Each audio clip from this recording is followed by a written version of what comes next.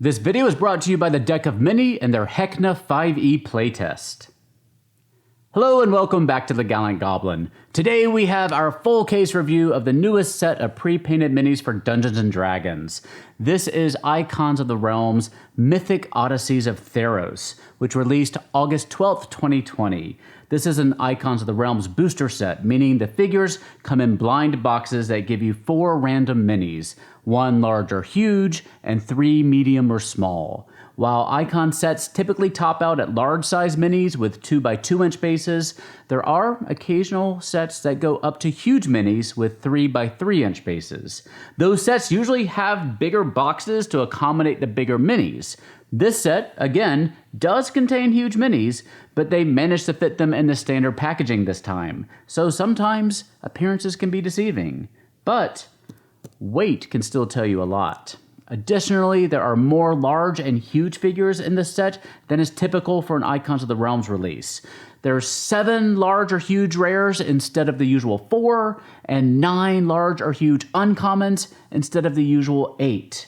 Instead of buying individual booster boxes, you can also buy 8 boxes in a brick, or 4 bricks, like we have here, in what's called a case.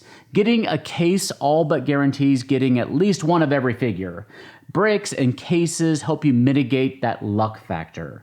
If you have some questions about how these booster sets work, and let's be honest, it's pretty confusing for all of us, check the link in the video description down below for the FAQ on our website, which has a comprehensive explanation. Or just visit gallantgoblin.com and click the little link at the top of that page. This set figures monsters from the Theros setting, which originated as a Greek mythology-based location in Magic the Gathering. It's the second Magic setting adapted for D&D after Ravnica. Now, a few of these minis can be used in your regular Forgotten Realms or Galarian setting without having to come up with a lot of new lore, but the rest are pretty closely tied to Theros. But there's nothing stopping you from using them in any setting you like, even coming up with entirely new lore or names for them if you think the mini looks cool. We did a preview unboxing of Theros about a month ago, and we'll announce the winner of the giveaway from that video at the end of this one. In the meantime, to celebrate this release, we're giving away another booster box of Mythic Odysseys of Theros. As always, for your chance to win, just be a subscriber to our channel, and leave me a comment down below telling me what's your favorite mini from this set. And now, without further ado, let's open these up and take a closer look. The first figure in a set is usually something innocuous, like a rat swarm or a flumph. But this one's a little complicated. First, returned are undead. Those who died but wish to return from the underworld can do so by forging golden masks to replace their clay funeral masks. In exchange, they lose all their memories and the ability to retain long-term memories, becoming shadows of their former selves. The returned Palamnite is a challenge rating, or CR4 creature that lived a violent life and retains those tendencies despite having lost its identity. This mini, though, is based on the art for a named character in Theros lore, Tymaret, the Murder King, who leads the violent undead city of Ojunos, and is a demigod chosen by Erebos, god of the dead, to represent his will among mortals. So with Theros, we're going to have to learn a lot of new terms, so bear with me. The 3 major cities of Theros are called Paules, and each has its own hoplite soldiers, which form the backbone of its military. The city of Akros is based on Sparta, and the Akroan Hoplite is the Greek soldier of popular culture, highly disciplined and armed with a spear and shield. The special ability that makes the Akroan Hoplite stand out from the hoplites trained in other Paules is called Hold the Line, which lets it make an opportunity attack with its spear when an enemy enters melee range. Usually, opportunity attacks only occur when they leave melee range. On a hit, the creature takes extra damage, and its speed drops to 0 for the rest of its turn because it becomes impaled.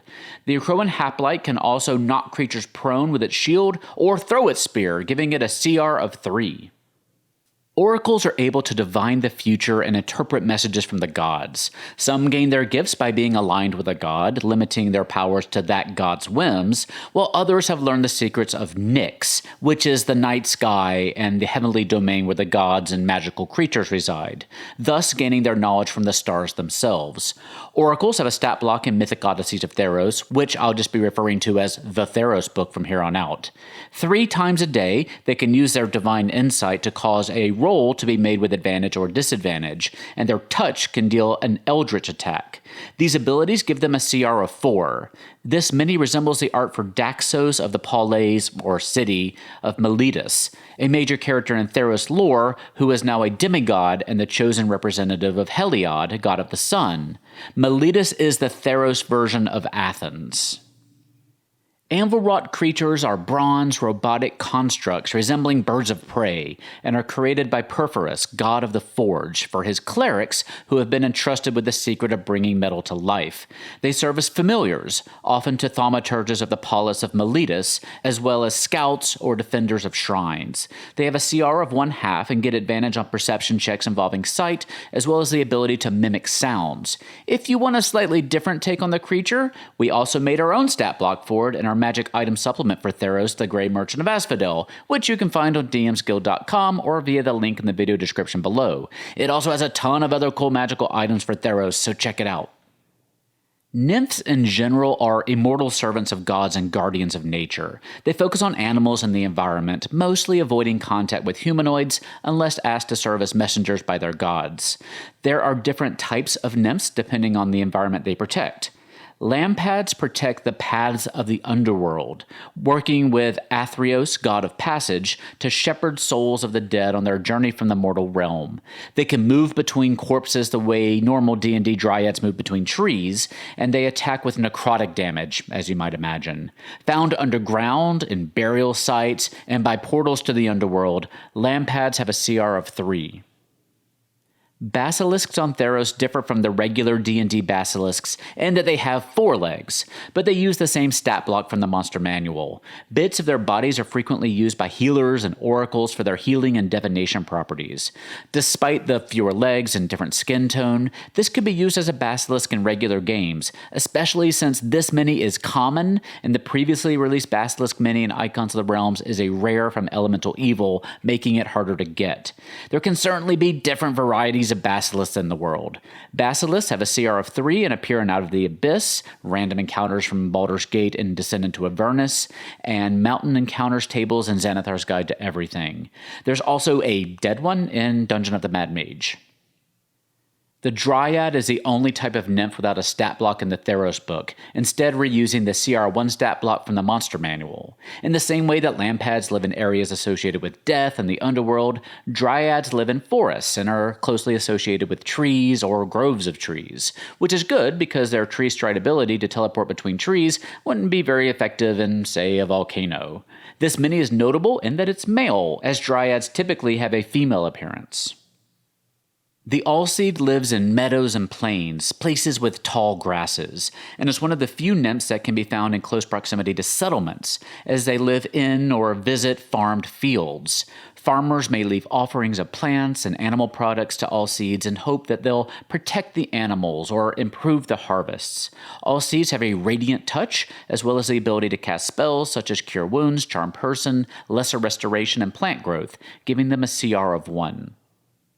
The Theros Night Hag doesn't have a unique stat block in the Theros book, which is unfortunate because it's quite different from its D&D counterpart, both in lore and appearance. They have only one eye, which they keep in their mouth. Yuck. And they live in the underworld, where they breathe the smoke of balefires to obtain visions of mortals to whom they can appear in their dreams. The Night Hags then present visions to drive the mortals into acts of folly, driving them to ruin. Night Hags have a CR of 5 in the monster manual, and the creepy appearance of this mini makes it a suitable alternate look for those classic creatures, especially with a starry night effect on its robe. Night Hags appear in Curse of Strahd, Tomb of Annihilation, Descent into Avernus, and Dungeon of the Mad Mage. They also exist in Eberron and Wildmount. The Leonin are a new catfolk race introduced in the Theros book, making this figure suitable for a player character. They differ from Tabaxi in having bonuses to Constitution and Strength, and resembling lions. There's really no reason this can't be introduced into any setting that already has Tabaxi. On Theros, they're primarily found in the plains of Ereskos, far from the other civilizations, due to having been subjugated in the past. As the gods didn't help free them from their subjugation, the Leonin see no reason to worship them, so they refuse to worship the Theros pantheon and derive strength from others of their pride. Most Leonin hunters use the tribal warrior stat block from the monster manual, which has a CR of 1/8. On Theros, Cerberus isn't a specific three-headed dog, but instead the name of an entire species of monstrosity found in the underworld. Two-headed Cerberi are considered a lesser breed, possibly produced by the mating of a Cerberus with a wolf. These creatures patrol the Tartix River, the boundary between the realms of the living and the dead, attacking any who dare cross, and can also exhale a cone of molten rock. They have a CR of 2. This mini could also work as a death dog, which has a mini in Monster Menagerie 3, and is a CR 1 monstrosity from the Monster Manual that appears in Out of the Abyss.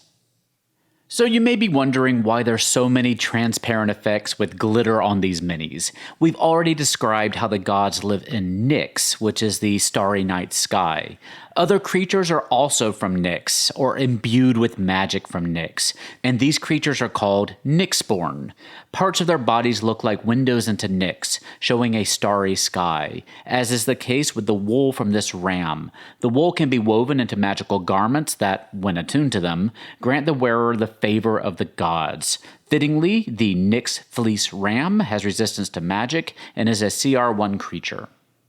Almost every Icons of the Realm set comes with player character minis, and while we have no shortage of human minis, who doesn't want to be a hero dressed in Greek armor? That said, the design of this mini appears to be based on the art for the Akroan Hoplite, explaining its green color, so this figure can be used for that too. It doesn't actually match the stats though. Akroan Hoplites wield a scimitar and a longbow. Thassa is a nature-focused city, inspired by the Amazonian city of Themyscira, perhaps best known as the home of Wonder Woman in DC Comics. Akroan Hoplites can also learn pack tactics from observing wild animals. Akroan Hoplites have a CR of 4. Naiads are nymphs of water. They typically live in or near rivers, lakes, and seas. They can become fixated with a particular location and come to embody its characteristics over time. Playful and bubbly as a brook, or dark and brooding as an ocean trench. They're amphibious and become invisible in water. Naiads have a touch attack that they can use twice a turn that deals psychic damage, giving them a CR of 2. I love this mini so much. Medusas on Theros are also called Gorgons, and they use the CR6 stat block from the Monster Manual with 2 modifications. First, they have a snake body with no legs, so they have a constrict attack that lets them grapple up to large-sized creatures. They also replace one of their short sword melee attacks with their constrict ability, while keeping the other 2 attacks with their snake hair and their short sword. This is one of 2 Medusa minis in the Theros set, though the other was a large figure, representing one of the 3 named mythic monsters introduced in the Theros book. The Centaur became a playable race in Guildmaster's Guide to Ravnica as a medium-sized creature, in contrast to the monster stat block centaurs from other D&D settings, which are large size. The same playable race stats are reproduced in the Theros book, so you don't have to go get Ravnica to play as one. On Theros, centaurs are nomadic and typically fall into one of 2 bands: the friendly Lagona merchants or the fierce Fairies Raiders. This mini would work as a PC or NPC from either, and the Nessian Courser art this mini is based on doesn't specify a band. There are no new Centaur stat blocks in Mythic Odysseys of Theros. When a soul attempts to escape the underworld, its identity splits from its body. The body becomes a returned, an undead creature that lacks identity or long-term memory, while the identity forms an Eidolon, an incorporeal, ghost-like creature that drifts around, lacking agency. Both wander the realm of the living again, but never reunite. Eidolons favor places of great power and are drawn to nymphs. Ghostblades form from the identities of those slain in combat and believe they're still fighting. They attack with, well, Ghostblades, and are hard to hit because of their blurry incorporeal forms. They have a CR of 5. This is one of two minis in this set with very thin legs that's prone to some significant bending. Run them under some hot water, bend them back into shape gently, and then dunk them into some ice water to make sure they set. Minotaurs fall in the same boat as Centaurs. They're a playable race on Theros and were first introduced as such in Guildmaster's Guide to Ravnica. As a playable race, their size is medium, but the monster stat block from the Forgotten Realms refers to them as large creatures, so this one is intended as a PC character. Theran Minotaurs can be any alignment, but many hail from the maze-like polis of Scophos, which is dominated by warlord tyrants and priests of Mogus, a bloodthirsty god of slaughter. The figure is based on the art for Scophos Minotaurs. That said, you could play or meet Minotaurs who have escaped the city's influence. This wonderfully detailed mini would again work as a great player character figure, but it also represents a hero in Theros mythology. Theros is set during the Age of Heroes, meaning people you meet today could be the legends of tomorrow. Siona is someone who has already made a name for herself as the captain of a ship called the Pyleas, akin to other near-mythical names such as Kalefi, the Mariner, or Haktos the Unscarred. Exact details for the exploits of the crew of the Pyleas aren't provided, but they're renowned for having visited numerous mystical islands. This figure could also work as a soldier from the cities of Thassa or Miletus, the Theros version of Themyscira and Athens respectively. The last of our nymph types is the Oread. These are the ones you want to stay away from. They embody the destructive nature of fire and volcanic eruptions, as well as other natural disasters like avalanches. Like magmen, they like to run ahead of or alongside wildfires and lava, celebrating and attacking things in their path. They stay away from the territory of other nymphs, though. They attack with fire, capable of casting spells like Burning Hands and Hellish Rebuke, and are invisible inside fire. They have a CR of 4. This is the other mini prone to some significant bending. It may need a little bit of a fix-up, too. Masters of Waves can control weather and tides, calling forth water weirds to defend the seas. Like most Tritons, they're devout worshippers of Thassa, god of the sea, and once roused to anger, only like-minded faithful can calm them. They're typically found in the deep ocean, but may come to the coast if land dwellers threaten their domain. These Tritons have a variety of cold attacks and can conjure shields of ice to defend themselves as a reaction. They have a CR of 8. We talked about how Leonin aren't big fans of the gods. Iconoclasts are Leonin who actually hunt Nyx-born creatures and followers of the gods. These Leonin have set themselves against the gods, believing they cause more harm than good. The Iconoclasts are guardians of the Leonin lands of Ereskos, working tirelessly to root out any intrusion by the deities or their worshippers. They travel lightly, typically unarmored and wielding only darts in their claws, but their agility makes them formidable foes, giving them a CR of 5. Now this is how I like to see variants done. These two satyrs, while having the same basic sculpt, look entirely different. Satyrs were made playable in the Theros book, so it's great that you can offer your players options when they choose their minis, as we don't have many satyr painted minis out there yet. Satyrs get bonuses to charisma and dexterity, magic resistance, and a number of other bonuses. The minis seem to be based on the art for the Satyr Firedancer magic card. The Firedancer itself doesn't appear in the book, but the Thornbearer does have a CR2 stat block, and would be a great mini for a ranged player class. The Firedancer looks a little bit like a caster mini to me, but of course, he's just wielding a flaming chain like a Rakdos performer from Ravnica.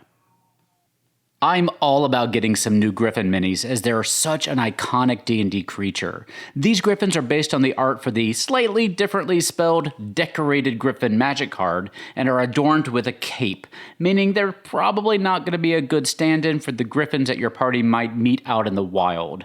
However, many Griffins are trained mounts, and these would work well for that. Whether serving as Waterdeep's Griffin Cavalry, or perhaps as Griffins your party can rent in Icewind Dale during Storm King's Thunder, or maybe just a Griffin your ranger has raised and trained over the years. Griffins have a CR2 stat block in the basic rules. The Fleecemane Lion is supposedly twice the size of a normal lion, but is 3 times as challenging with a CR of 3, and, notably for a creature with such a low CR, have legendary actions that allow them to claw twice or roar once, frightening creatures. They're also notable for their thick hair, hence the name, and are frequently found near areas of great energy from Nyx, the heavenly domain of the gods. They have a tendency to stalk and kill mortals who live and wander nearby. Defeating a Fleecemane Lion is widely considered a rite of passage for aspiring adventurers looking to make a name for themselves. The gods will occasionally create divine emissaries out of Nyx material. Such creatures are always Nyx-born, and the book provides instructions on modifying stat blocks to make creatures Nyx-born. Emissaries exist as an extension of the god, lacking any free will. They typically take the form of a favored animal of the god that created them, and in this case, Thassa is the god of the sea. The animals are always one size category larger than the animal would typically be. Once they complete their assigned task, they return to the god's domain of Nyx. The Theros book notes that while chimeras are typically depicted as an amalgamation of a lion, a ram, and a dragon, the term chimera applies to amalgamation creatures of many different variations. The origin of the Theran chimera tells of the god Kuranos attempting to create a beast to test Nylea's favorite champion, Renata of Satessa. But Renata was able to slay this part ram, part lion, and part dragon creature easily, so Kuranos continued to combine even deadlier monsters together to challenge Renata, though she was able to dispatch them all. Now the beasts roam the wilds, constantly tugged by different and conflicting natural instincts and magical influences. The Theros book provides useful instructions on creating different types of chimera, but there's also a stat block for this creature with a CR of 7.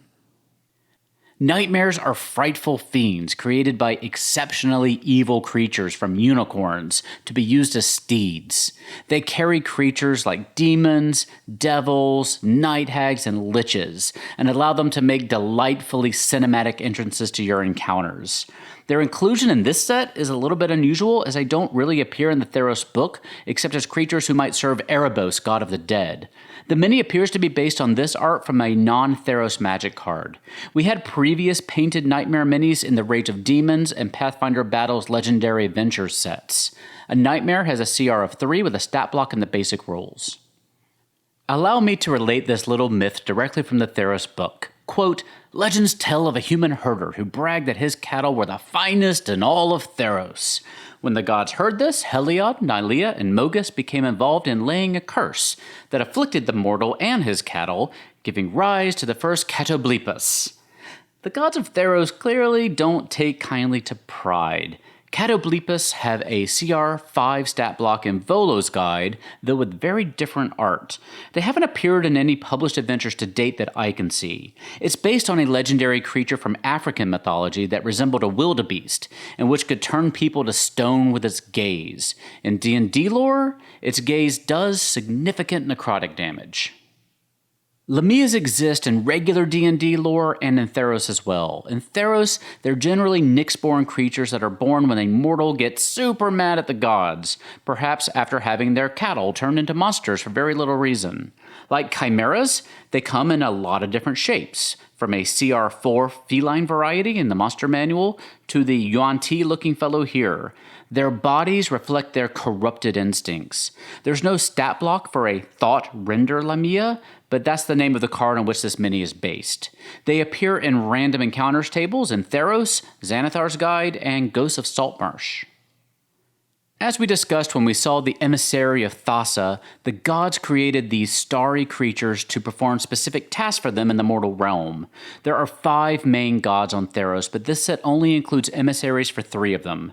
Heliod, god of the sun, and Nylea, god of the hunt, have been left out of the set, though their emissaries would have been a huge or gargantuan elk and a huge lion respectively. This bull, which is super cool looking, works for Purphoros, god of the forge. I think he'd make for an epic encounter, especially if he's running around a room filled with fragile, petrified humanoids. Erebos is the god of the dead, and this coiled snake resembles the whip he uses to grab souls that try to escape from the underworld.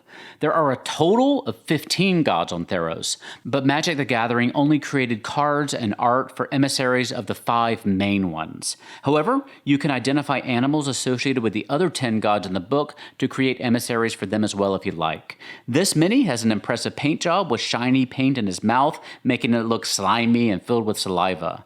The nuclear base, which is a bit reflective, allows you to see the purple starry underbelly of the snake. Oreskos, if you'll recall, is the faraway land where the Leonin live. Well, Brimaz is their king, or more properly, their speaker. The Leonin have a matriarchal society, so having a male speaker is rare. Brimaz is reportedly wise, humble, and broad-minded.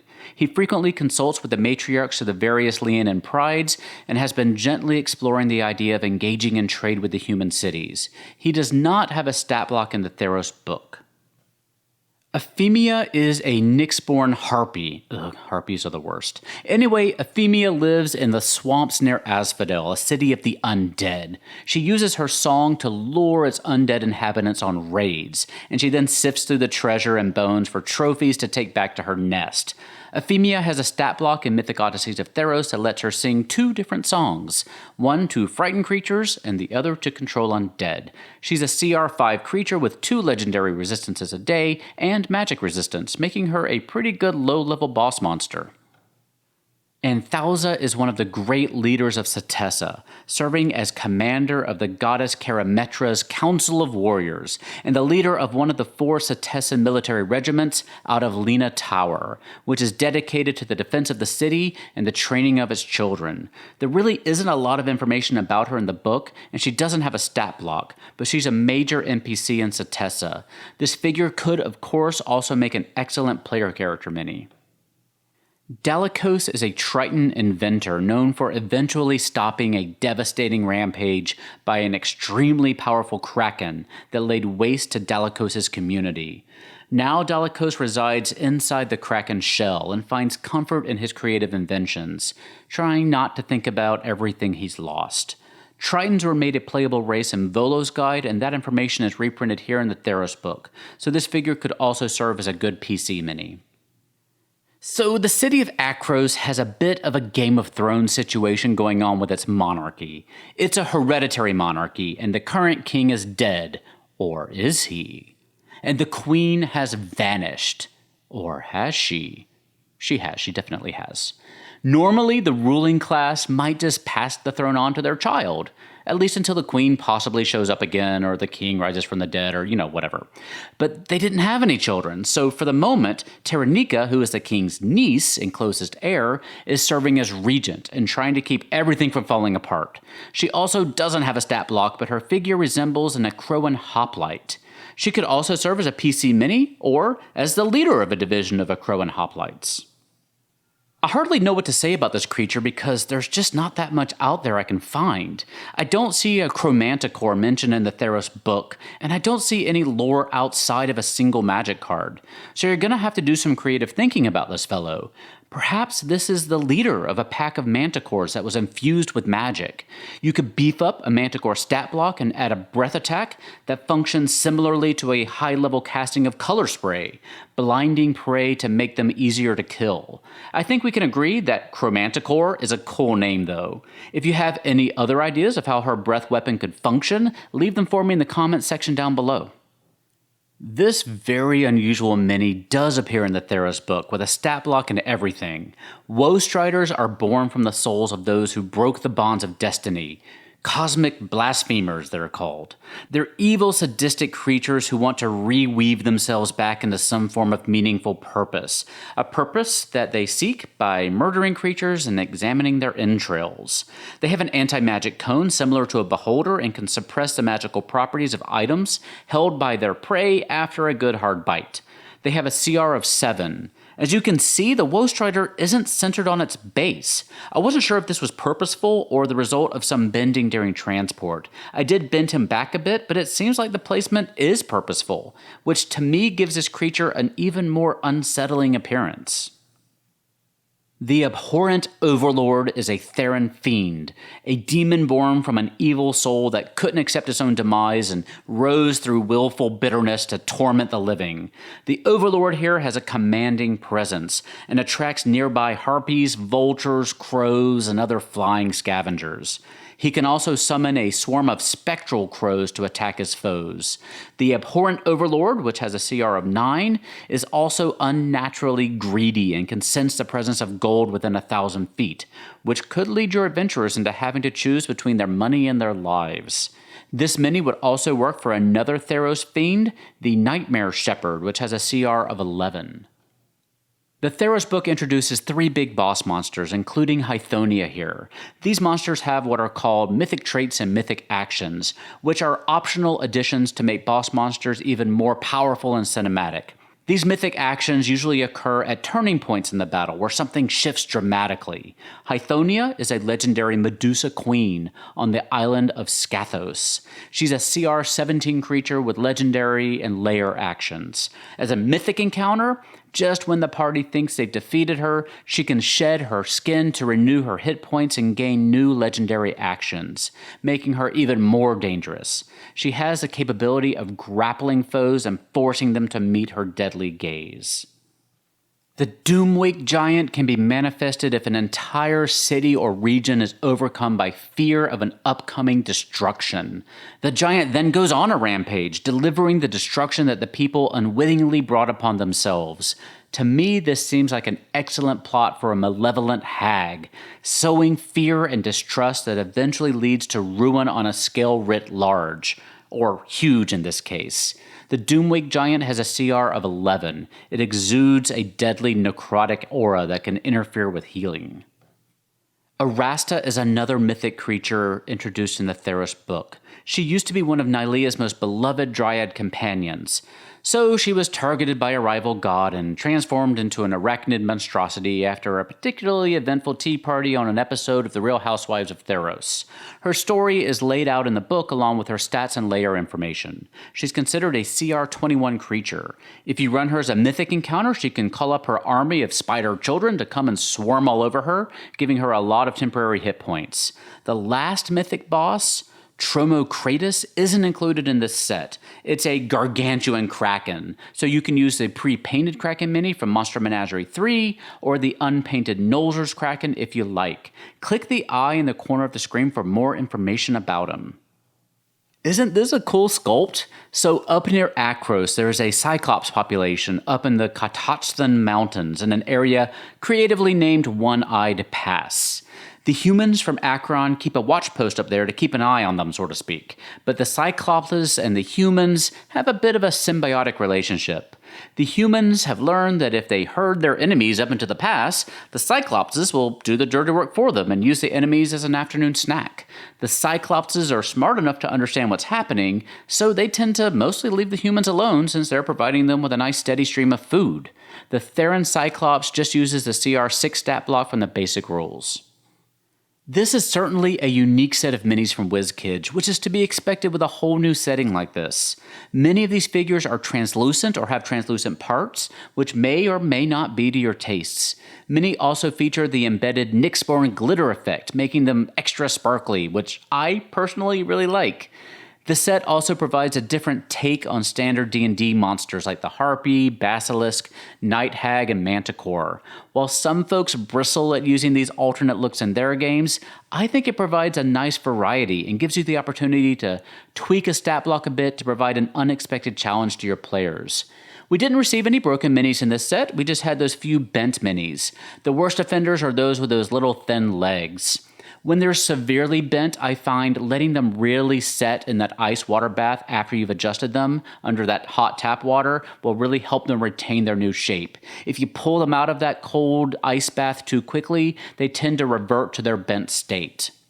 Theros is an interesting campaign setting, and I'm curious to hear your thoughts on it. The creatures we talked about here mostly all have interesting histories and abilities, which should help you craft some really compelling stories for your adventurers, even if you're just planning on running a short campaign. I'm personally ready to run with a story featuring a night hag, riding a nightmare, trying to sow enough fear in a city to summon a Doomwake Giant.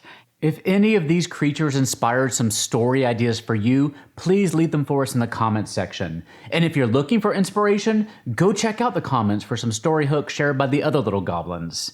We also recently did a review of Odyssey of the Dragon Lords, which was another unofficial D&D setting book and adventure book based on Greek mythology. This book was written by the prolific and very talented writers who brought you games like Baldur's Gate, Dragon Age Origins, and Star Wars Knights of the Old Republic. If you prefer pre-written adventures, this book gives you an epic that'll take you from level 1 to 20. The Mythic Odysseys of Theros is a setting book, which will require you to either write your own adventure or campaign, or to pick up some unofficial adventures from dmsguild.com. But both books can certainly make great use of these Greek-inspired minis.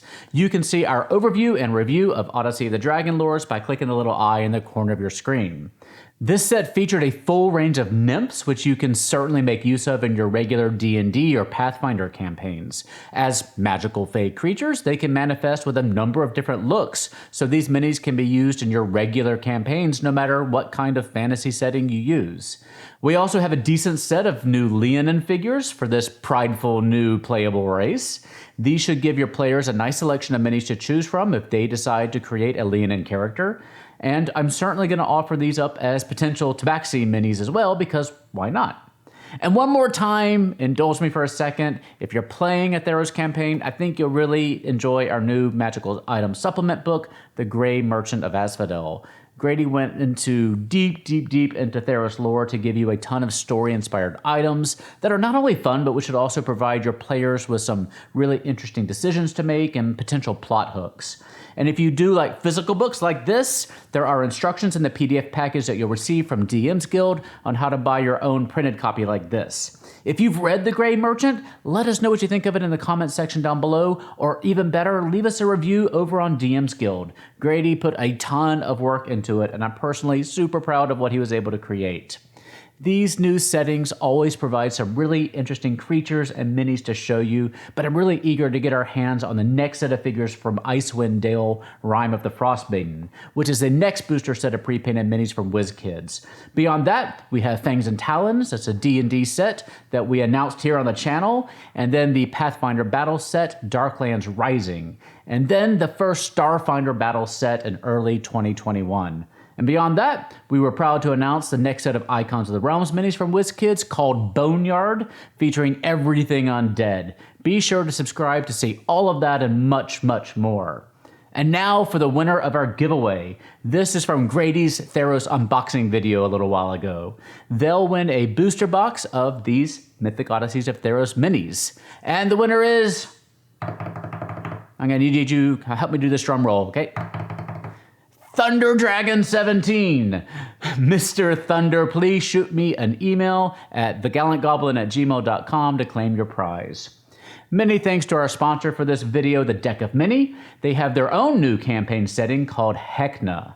Explore a fiendish carnival known as the Revelia, overseen by the titular ringleader Hecna, who loves to fright and delight his audience. Everything you need to run some really fun encounters and adventures is included in the free playtest document, including new original monsters and magic items. Sign up to participate for free today at hecna.com. Thank you for watching. I've gotten some really nice comments lately, which I really appreciate. Life has been pretty hectic around these parts for both Grady and I, as we both have full-time jobs outside this channel. So hearing that you're enjoying our videos and finding them useful really helps us keep going when we're running ourselves ragged. So thank you for the comments. Thank you for the likes and shares. Feel free to jump into the discussion down in the comments section. Follow us on Twitter, Facebook, and Instagram for the latest mini and terrain news. And the only other thing I need from you is for you to keep yourself safe and healthy out there. Keep having fun, and I'll see you next time at the Gallant Goblin.